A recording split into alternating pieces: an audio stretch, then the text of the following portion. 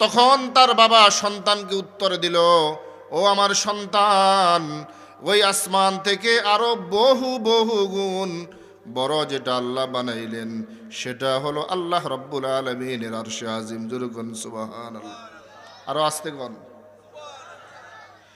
এরপরে রব্বুল আলামিন পয়গম্বর মূসাকে বলেন, তার সন্তান যখন জানতে পারলো আরশে আজিম ওই আসমান থেকে বহু বহু গুণ বড় বাবা বলেছে, বাবাকে আবার প্রশ্ন করে, বাবা আমি এরপরে তোমার কাছ থেকে জানতে চাই এই আরশে আজিম থেকে আর কোনো কিছু বড় আছে কিনা। তখন তার বাবা দুই চোখ দিয়ে টপ টপ টপ টপ করে পানি ছেড়ে দিল।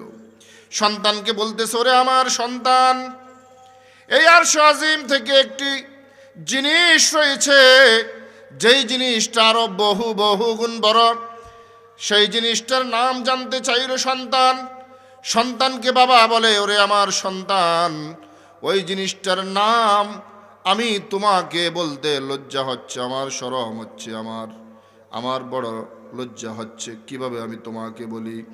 এরপরেও তুমি যেহেতু আমাকে জিজ্ঞাসা করছো, তোমাকে আমি বলি, ওই জিনিসটার নাম হলো, আমি আমার জীবনভর যেই পরিমাণ নাফরমানি করেছি আল্লাহর, ওরে আমার সন্তান, আমি আমার জীবনভর যেই পরিমাণ গুনাহ করেছি, এই পরিমাণ গুনাহ করতে করতে আমার নেক আমলের পাল্লা হালকা হয়ে আমার বদ আমলের পাল্লাটা অনেক ভারী হয়ে গেছে।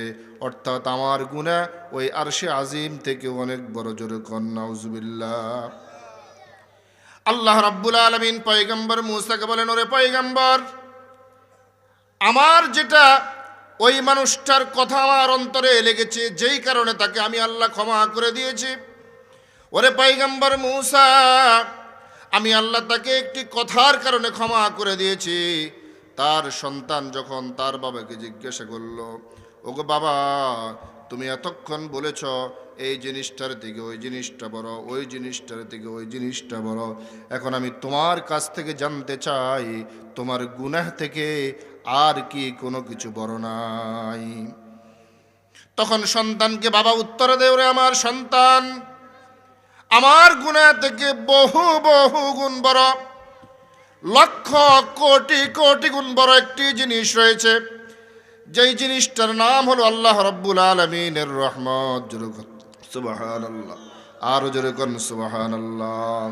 অর্থাৎ সন্তানকে বাবা বলতেছে, ওরে সন্তান, আমার গুনার কাছে আল্লাহর রহমত, আল্লাহর দয়া কিছুই না। অর্থাৎ আল্লাহ চাইলে আমার এত পরিমাণ গুনাহটাকেও আল্লাহ মাফ করতে পারেন। জোরে কোন সুবহানাল্লাহ। পয়গম্বর মূসাকে আল্লাহ রাব্বুল আলামিন বলেন, ও পয়গম্বর মূসা, তাহলে তুমি এখন বলো, যেই মানুষটা সকালবেলা পাপিষ্ট ছিল, বিকালবেলা তাকে আমি কেন নেককার বানাইয়া দিলাম, তাকে আমি কেন মাফ করব না?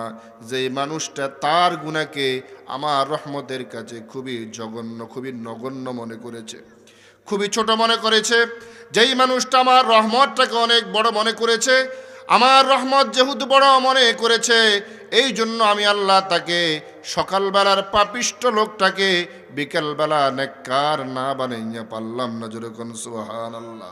এই জন্য আল্লাহ বলেন, কুল ইয়া ইবাদিয়াল্লাযীনা আসরাফু আলা আনফুসিহিম লা তাকনাতু মির রাহমাতিল্লাহ। ও বান্দা, সারা জীবন গুনাহ করেছো, কোনো অসুবিধা নাই, কোনো অসুবিধা নাই। সারা জীবন ভর নামাজ কাজা করেছো, কোনো অসুবিধা নাই। ও বান্দা, সারা জীবন তুমি আমার রাস্তায় আসো নাই, কোনো অসুবিধা নাই। আজকে শ্রীবিদ্যা পশ্চিম পাড়া জামে মসজিদের উদ্যোগের বার্ষিক ওয়াজ দোয়ার মাহফিলে তুমি মুফতি শামীম মজুমদার হাফিজাহুল্লাহর কাছে গিয়া তুমি আজকে তাওবা করো। হুজুর যখন হাত তুলে আমার কাছে দোয়া করবে, তুমি আজকে তাওবা যদি করতে পারো, আমি আল্লাহ তোমার সারা জীবনের গুনাহ মাফ করে দিব। হুজুর কোন সুবহানাল্লাহ। আল্লাহর পয়গম্বর বলেন, আত-তাইবু মিনাজ যামবি কামাল্লা যামবালা। আল্লাহর পয়গম্বর বিশ্বনবী মুহাম্মদ আরবি সাল্লাল্লাহু আলাইহি ওয়াসাল্লাম বলেন, ও আমার ভাইরা, ও আমার দোস্ত আহবাব, আল্লাহর পয়গম্বর আমাদেরকে এত পরিমাণ ভালোবাসেন, এত পরিমাণ ভালোবাসেন, উম্মতের জন্য সারা জীবন ভর পেরেশানি করেছেন, আল্লাহর কাছ থেকে বিভিন্ন সময়গুলো নিয়েছেন বান্দা যাতে তাওবা করে মাপ নিতে পারে। এই জন্য আল্লাহ রাব্বুল আলামিন আল্লাহর পয়গম্বরকে সেই সুযোগগুলো উম্মতের জন্য দিয়ে দিলেন। আল্লাহর পয়গম্বর বলেন, ও আমার উম্মতের দল, তোমাদের মধ্যে আমার কোনো উম্মত যদি তাওবা করতে পারে, আল্লাহর কাছে তাওবার মতো যদি তাওবা করতে পারে, আমার আল্লাহ ওই ব্যক্তিকে এমনভাবে ক্ষমা করবেন যেমনভাবে একটা মাসুম বাচ্চা মায়ের পেট থেকে যখন আসে তার তেমন কোনো গুনাহ থাকে না, ঠিক না ঠিক? মাসুম বাচ্চার যেমন কোনো গুনাহ নাই, একজন মাসুম বাচ্চার যেমন কোনো গুনাহ নাই, আল্লাহর পয়গম্বর বলেন তাওবা করনেওয়ালা যদি খাস তাওবা করতে পারে, আল্লাহ রাব্বুল আলামিন ওই তাওবাকারীকে মাসুম বাচ্চার মতো বানাইয়ে দেন। জোরে কোন সুবহানাল্লাহ।